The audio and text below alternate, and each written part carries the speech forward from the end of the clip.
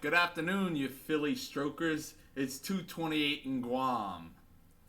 Honey, I just bet the farm on Moobtaj, so get ready to move on up. I think he means move on out because he's going to lose it all. Are you ready for the 3 greatest words in sports? And they're off!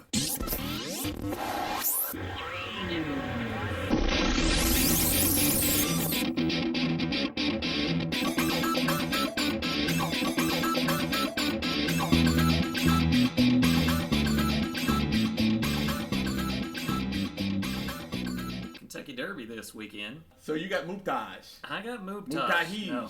Moobtaj. Hey, his name means elated. That's the great thing. Elated. More like deflated at 12-1. 12-1. He's got a good post spot, but at 12-1, I don't know if I'm betting the farm on that one. I'm glad you said post spot. There's 20 spots, and only one has won from the 20th gate ever. That was in 2008 with a horse named Big Brown.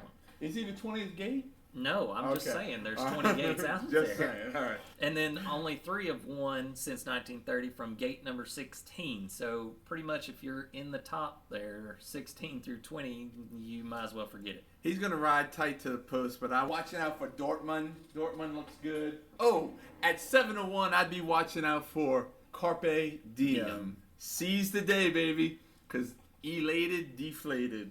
All right, we're moving into the hottest weekend in sports, possibly in the past decade of sports. We got the NFL draft starting Thursday. We've got the Manny Pacquiao Floyd Mayweather fight. We've got the Kentucky Derby on Saturday as well. We've got baseball. We got NBA playoffs, NHL playoffs.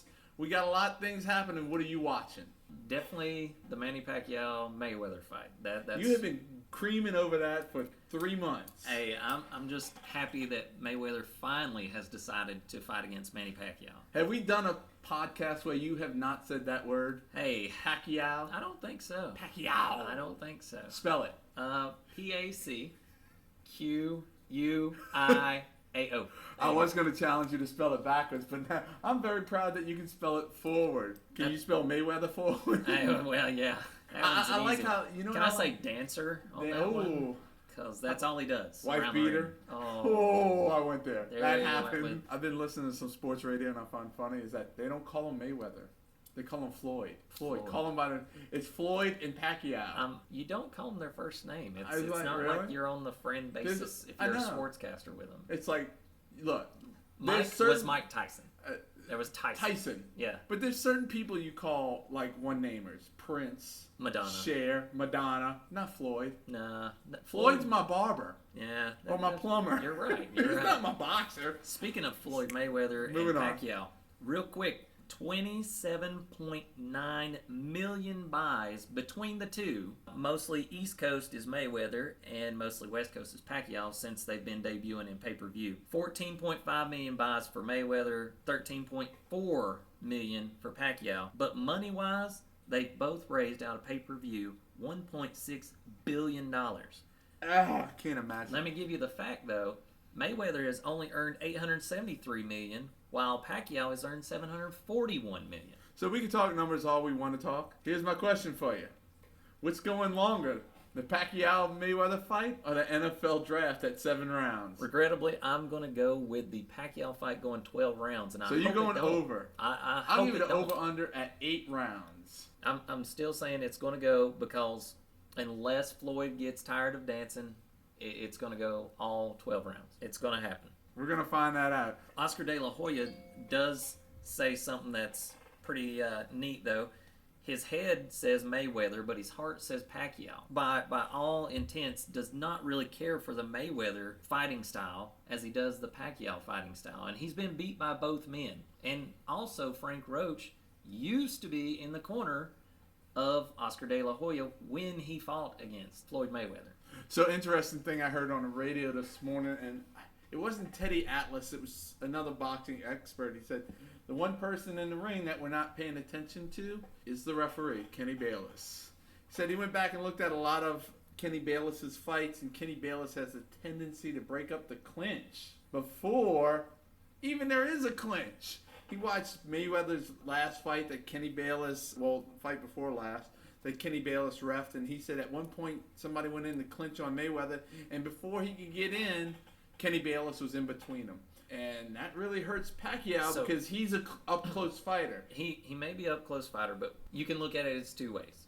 It'll either go Floyd's way. I did it. I said Floyd. He'll either go Floyd's way in that he breaks up the closeness, or he's wanting them to fight more so they won't clinch as much. So which way are you looking at this? Well, I'm thinking that if word gets out enough that, you know, he's obviously this type of ref, that it's going to put pressure on him to back off and allow them to fight either way, or, you know, it's going to allow Pacquiao to come in on Mayweather. Mayweather's going to have to fight Pacquiao more. You know, Pacquiao does land more punches. When he gets in tighter, he lands more punches. Now, Floyd Mayweather, he tends to land the power punches. So you brought that up. In both saying this, I've got a couple of things here. First is the Oscar De La Hoya again, saying that they've both lost steps, Floyd Mayweather and Pacquiao, and that he thinks it'll be a better fight now because of they've lost more steps and have to actually fight each other. Yeah, I think to wrap it up, I think if it goes all 12, like you say, it's going to go, I think that benefits Pacquiao. Well, Pacquiao is totally up on this fight. He says he doesn't have to worry as much, but his nerves got to him because he didn't come into Las Vegas with Mayweather, and Mayweather showed up, done his own thing. Pacquiao did it. I think Pacquiao, like I said, if it's going to go 12, Pacquiao's going to win because he's going to throw and land more punches. I see the only way a knockout's happening is if Floyd Mayweather lands one of his power punches and catches Pacquiao off guard. But we'll see. Sunday. Good. We'll see on Sunday because that happens on Saturday. Speaking of, let's go to the NBA real quick. NBA. We got a lot happening in NBA. Spurs into the game 6 with the Clippers. So they came back. I got to tell you, after watching the Spurs in game 4, I was dumbfounded at what they were doing. But when it comes down, the bottom line, to sum up the Spurs, they win when they need to win. It's 3-2 against the Clippers, and the Clippers look good. But in game 3 and game 5, the Spurs made the Clippers look bad. Real quick, did you expect the Mavericks to be out this quick though? 4-1. I could see it happening. I honestly, I could see them going out. I could see them being swept by the Rockets. If the Rockets got hot, and they did get hot, and the unsung hero in Game 5 of the Rockets Mavs was Dwight Howard. You hear his name, but you don't hear it enough. 18 points, 19 rebounds. Awesome. Okay, now granted, to the Howard philosophy, and he only hit half of his free throws. At the end, I think he had, in the last quarter, he had 8 free throws, and he only made 4. But, you look at... That's 50%. That's 50%, which is not great, but he hit them when they needed them. Real quick, I know you're excited about it. Go on, give us the tweet. The tweet. Oh, I thought it was phenomenal. The Rockets tweeted out in the 4th quarter, and granted, understand that this tweet came from nobody associated with the bench or the court.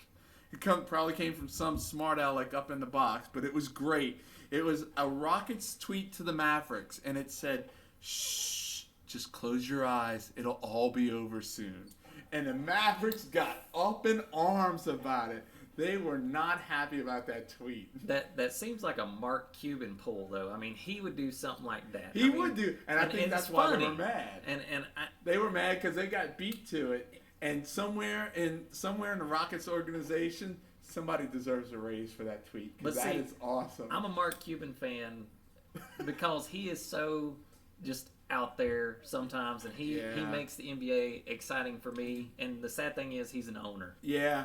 I think it's funny. I need to see more owners like that. I would need to see more coaches like that. That's great stuff. So Cleveland sweeps Celtics out, but along with the Celtics goes Kevin Love. Looks like he's not coming back for the playoffs.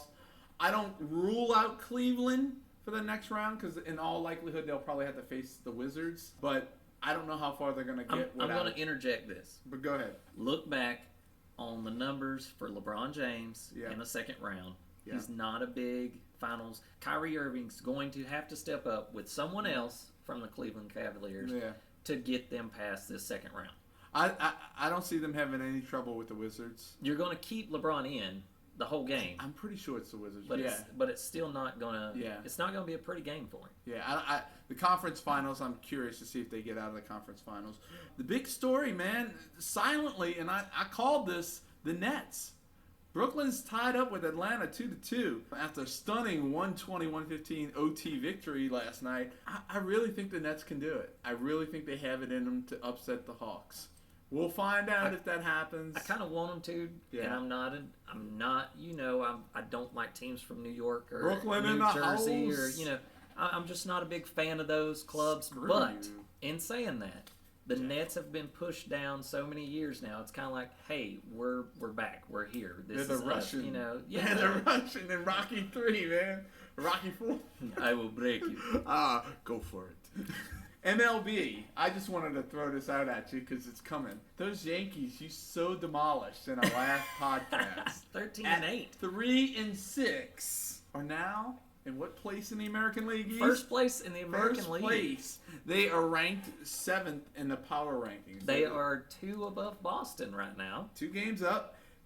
They are ranked 7th in the power rankings, and if you look at the 6th place Red Sox, the 4th place Tigers, and the 2nd place Mets, they are a combined 6-4 against these teams. 2-1 against the Mets, 3-1 against the Tigers. So you can look at that as 5-2 against the number 2 and number 4 teams. The Red Sox, they lost the series 1-2 at home to the Red Sox. I don't care what anybody says. The Yankees are playing red hot ball right now. They're finding ways to win. And the Red Sox are finding ways to lose in the end. This brings me up to my question real quick for you. Go ahead. Because I know you got this. But really, do we need 162 games for the MLB? 2,430 games total. I think in the end, 162 games season is a long season, but I also think it brings parity to the game. I think if you cut it down to even 81, you would get rid of the parity. In other words, your toughest teams, your biggest teams would be winning even more. But remember, Kansas City lost to the Giants in the World Series last year. And I think the only reason those 2 teams were in the World Series is because the other tougher teams had been worn down by the schedule. If you ask me as a Yankees fan, do I want them to go to an 81, 90 game, 100 game season? I would say absolutely. Because that's going to benefit your stronger, deeper teams. I mean, don't get me wrong. If you look even around NBA, there are 82 games per team, which is 1,230. Right. You also NHL, 82 games. The only ones that are shorter, of course, are the NFL. Right. With 20 games, usually if they take their 4 games prior and their 16 games throughout the year for 320. Yeah, and those 80 game seasons in the NBA and NHL are probably the toughest seasons amongst anything. And I know people talk about how tough NFL players are. I played hockey, and let me tell you, there's no tougher athlete on this earth than a hockey player who can play, 83 games a season. Is it 83 games? I mean, yeah, it's 82. 82 games a season on ice, skating like they do, as much as they do. I mean, most of baseball, I hate quick in saying it, though, is sitting around. You could have had people around for a lot longer, I do believe, if they're shortened. That's all I'm saying. Real quick, you hate it. DH coming to the National League, possibly. Oh, possibly. I heard the commissioner talking about they could look at this possibly if it continues to be a problem. 1973, you had the American League. Yeah. Adam Wainwright blew his Achilles out. Max Scherzer, I think, hurt his knee or foot. I'm not sure. Running the bases. But I think a worse thing than that, within the last 6 weeks, 3 pitchers have been hit by line drives. Yeah. I mean, that's even worse than them hitting. Yeah, well, that's no fault of the DH, of being a DH or not being a DH. No, and don't get me, let me interject because I didn't get the answer, but no. I don't want the DH going to the National League. Right. I'd rather the DH come out of the American League and teach these pitchers to play. They're soft. And the reason why they're soft, that's my whole problem with interleague play, is the fact that you've got pitchers doing something, whatever it is, 40 games a season, that they don't do. Right. They don't run bases. They don't swing at pitches. That's not what a pitcher does. And that's why I was bringing up you get hit by a line drive and you'll have more damage than you hitting on your own. Yeah. Be a hitter. I mean, if you're on the baseball team, that's part of your job. Right. Be a hitter. Yeah. Part of your job. Do your job. I'm all about getting rid of the DH. There's only been one person killed in baseball by a pitch, by the way. Mm-hmm. Yeah, but like 2 or 3 years ago, that guy was jabbed with a broken bat in the arm. That was probably one of the most gruesome things I've seen in sports in a long time. Where are we at now? Hey, how about the Nationals and the Braves? There's tension, almost fighting because the guy slides into third really hard. I mean, really, is that something big? I understand having to protect your players, but once again, we go back to the idea that you're in an adult world now. It's one of those things I never understood about baseball players. You're in an adult world. You are adults in a work area fighting. Right. Not arguing, not yelling. You are throwing punches. You are throwing kicks. You are hurting physically another person. If you and I were to get into it like that here at our job, we would be fired. You're right. So blackballed. What I'm saying is he slides in hard because the guy's in the baseline. It's in the rules. It's okay. Yeah. But they get tense about it. Grow up. Right. Grow up. There you go. You're on same side. You just need to grow up. I mean, but then, the opposite side of that is that if you're a pitcher, you're in a workplace, you don't throw at somebody, right? If you're if you're a base runner, you don't purposely slide into somebody. And I know a part of me, the purest part of me, kind of fights with that idea, but it is what it is. You got to stop. So, any question of the day? No question of the day for me today, but I do want to make a rant. I was fortunate enough to see 2 Little League sports competitions this week, and I want to start with my nephew's baseball game, the Nationals. Oh, wow. 10-run rule over the Braves. Oh, nonetheless, hurtful. 11-1.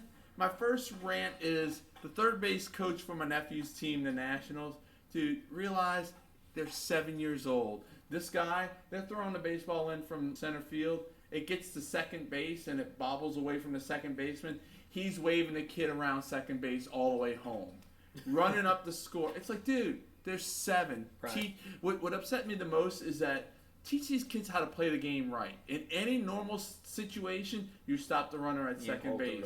Right. You don't run them. And what happens is they come to middle school, and we have to teach them the right way to play the game. We shouldn't have to. That's the foundation of Little League. Having fun, learning the game. This jackhole's waving them around third base to home. The second thing is my nephew beats out an infield single, hustling down the line. All right? Gets to first base, throws his hands up, and the coach goes, I got to call you out. And I'm like, you got to call him out.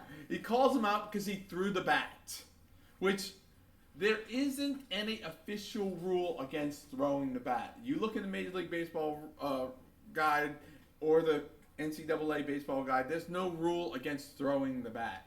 But he throws him out. I understand it's a safety thing, but they're 7. Okay, my nephew breaks down. He is distraught. He's pissed. He's everything. And I can't explain to him that, you know what? You hustled down the line. I'm so proud of you, but you're out because you threw the bat. 7 years old, first season of baseball, probably I think it's his 4th game. All right, that pissed me off. You're a jackhole. Both of your coaches are jackholes. Other thing, my daughter plays soccer. All right, and she's good. And I don't say that because she's my daughter. I say it because are you sure? Because she's good. She is probably one of the better players on the field at any time. And she's the only girl. So she's better than most of the boys.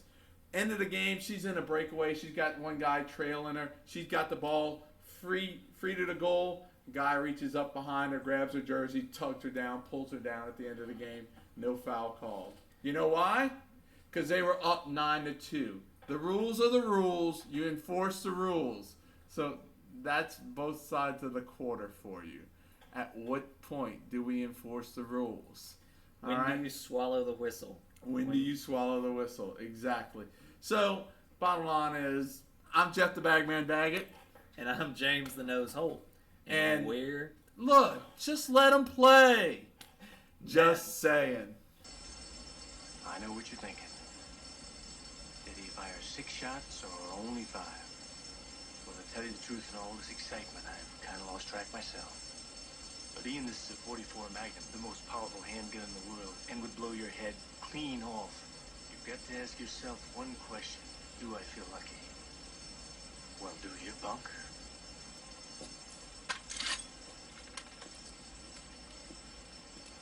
Hey, I got to know.